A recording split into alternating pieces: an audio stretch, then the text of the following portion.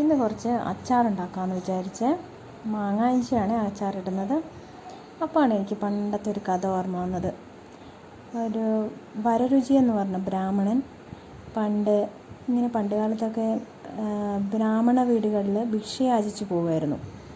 അപ്പോൾ ഭിക്ഷ യാചിച്ച് ഇങ്ങനെ പോയിക്കൊണ്ടിരിക്കുന്ന സമയത്ത് ഒരു വീട്ടിൽ ഒരു പെൺകുട്ടീനെ കണ്ട് വരരുചിക്ക് ഇഷ്ടപ്പെട്ടു.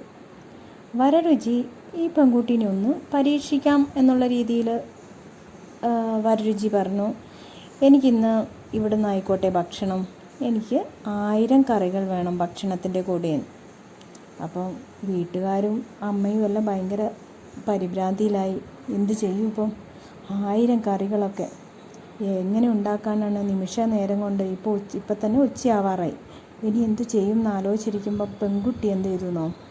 ഒരു ഇഞ്ചി എടുത്ത് ഇഞ്ചിപ്പുളി അങ്ങ് വെച്ച് കറി വെച്ച് ഊണിൻ്റെ കൂടെ അത് കൊടുത്തു.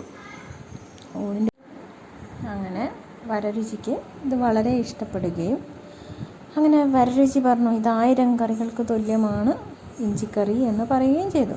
പിന്നെ അങ്ങനെ കുട്ടിയെ കല്യാണം കഴിക്കുകയും ചെയ്തു.